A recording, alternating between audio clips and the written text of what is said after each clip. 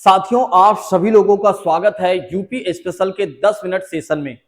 यदि आप लेखपाल की तैयारी कर रहे हैं और साथ ही साथ कांस्टेबल की भी तैयारी कर रहे हैं तो आपको यूपी स्पेशल पढ़ना जरूरी है। और यूपी स्पेशल तैयार करने के लिए आपको ज्यादा परेशान होने की आवश्यकता नहीं है। मात्र 10 मिनट की आप मेरे सेशन को फॉलो करते चलिए, आराम से आपकी तैयारी हो जाएगी। ज्यादा नहीं, कुछ ही क्लासेज में मैं इसे बहुत अच्छे से कंप्लीट कर दूंगा साथियों। तो ये है हमारी दूसरी क्लास। जिन छात्रों ने पहली वाली क्लास को नहीं देखा हुआ है वे क्या करेंगे, समय निकालकर देख डालेंगे साथियों। ठीक है, जैसा कि बात करते हैं उत्तर प्रदेश के ऐसे मुख्यमंत्री जिन्हें भारत के प्रधानमंत्री होने का भी गौरव मिला है।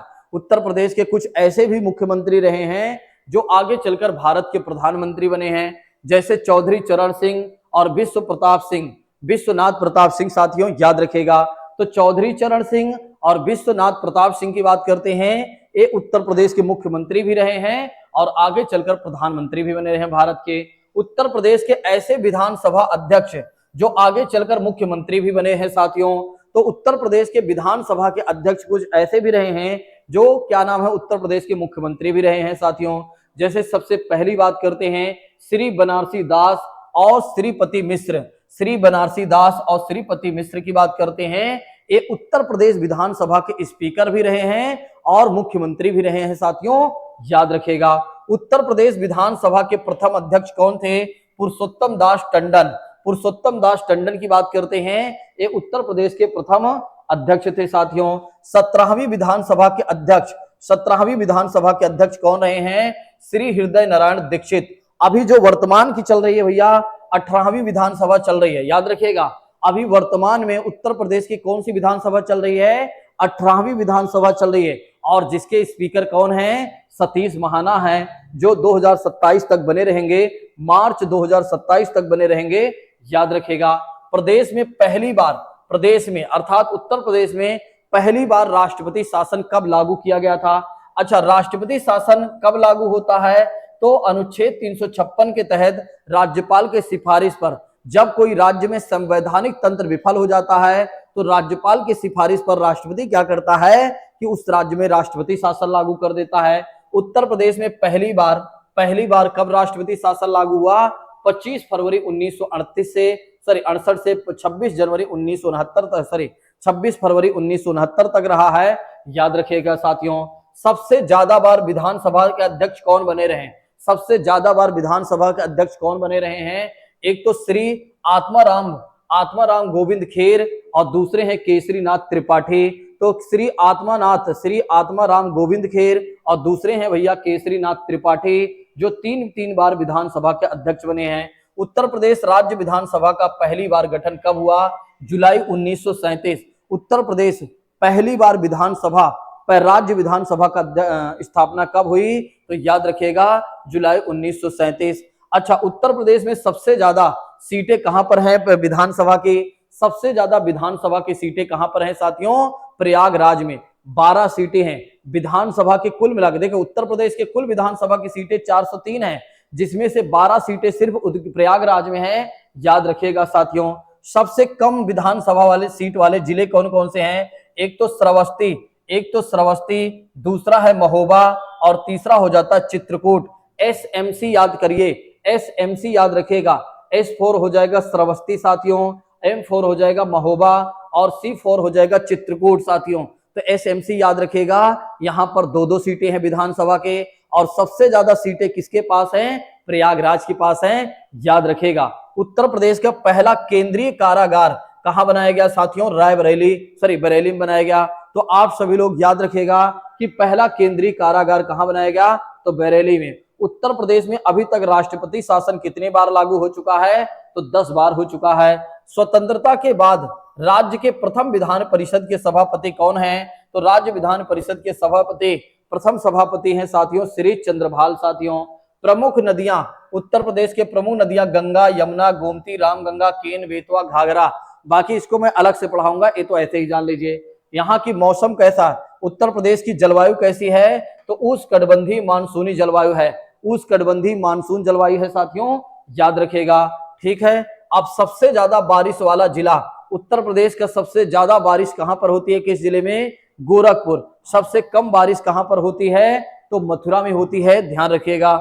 चलिए आगे बढ़ते हैं। उत्तर प्रदेश के प्रथम राज्यपाल तो सर हैरी ग्राहम हेग, इनका नेम याद रखिएगा। सर हैरी ग्राहम हेग की बात करते हैं। Sir Harry Graham Hague, sir Harry Graham Hague. देखिए हर चीजों ट्रिक प्रिक पर मत याद करिए, क्योंकि ट्रिक में बहुत सारे छात्र क्या करते हैं, ट्रिक खूब याद कर लेते हैं, बहुत सारी चीजों के ट्रिक बनाकर घूमते हैं, और जब एग्जाम में बैठते हैं तो एक भी ट्रिक नहीं याद आती, सब धरा का धरा रह जाता है और एग्जाम में बाहर हो जाते हैं।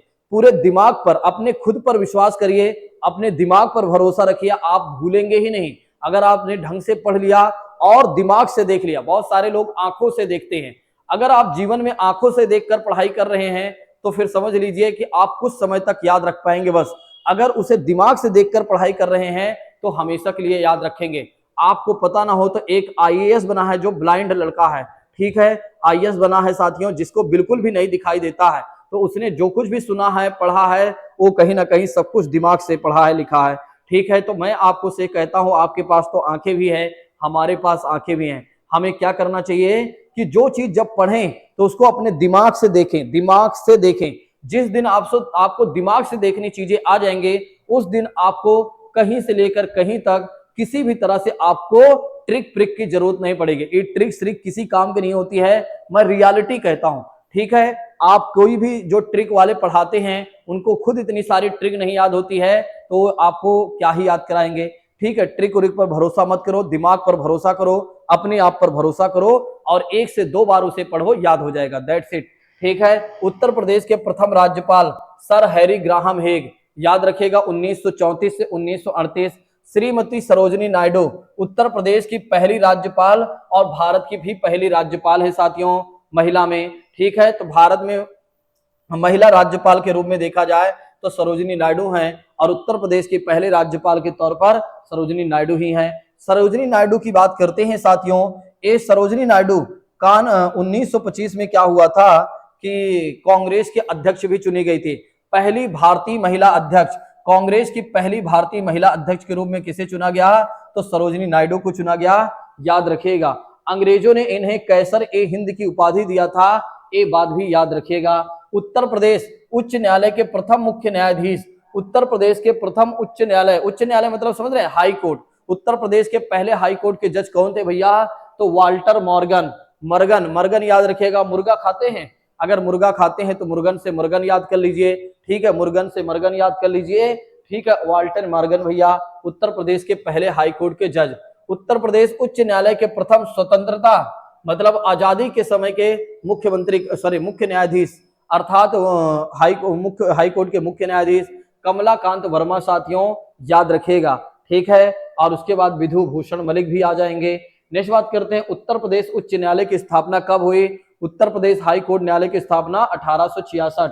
उत्तर प्रदेश का पहला उच्च न्यायालय कहाँ बनाया गया, इलाहाबाद उच्च न्यायालय, ठीक है। तो जो कि जानते हैं, उत्तर प्रदेश का राजकीय पशु क्या है, बारहसिंघा है, याद रखिएगा। उत्तर प्रदेश को सर्वाधिक स्पर्श करता है, ये तो मैंने आपको बता ही रखा है। उत्तर प्रदेश का सबसे छोटा जिला है, हापुड़ जिला है, ये तो आप भूलेंगे नहीं। उत्तर प्रदेश का क्षेत्रफल के दृष्टिकोण से सबसे बड़ा जिला है लखीमपुर खीरी साथियों, याद रखिएगा। उत्तर प्रदेश के क्षेत्रफल के हिसाब से सबसे बड़ा जिला है। सबसे छोटा जिला है, ठीक है, जनसंख्या के हिसाब से शामली, तो जनसंख्या के हिसाब से सबसे छोटा जिला है शामली, और क्षेत्रफल के हिसाब से सबसे बड़ा जिला है लखीमपुर खीरी, और सबसे छोटा जिला है क्षेत्रफल के हिसाब से हापुड़। और उत्तर प्रदेश का सबसे बड़ा जिला जनसंख्या के हिसाब से है भैया प्रयागराज। उत्तर प्रदेश की साक्षरता कितनी है, 67.7% है, ये बात याद रखिएगा। उसके बाद याद रखना है, उत्तर प्रदेश के पुरुष साक्षरता प्रतिशत कितना है, 77.3%। उत्तर प्रदेश की महिला साक्षरता प्रतिशत कितना है, तो 57.2% साथियों। सबसे ज्यादा महिला साक्षरता वाला जिला कौन सा है, श्रावस्ती, ठीक है, याद रखिएगा। सबसे कम महिला साक्षरता वाला जिला कौन सा है, कानपुर साथियों, याद रखिएगा।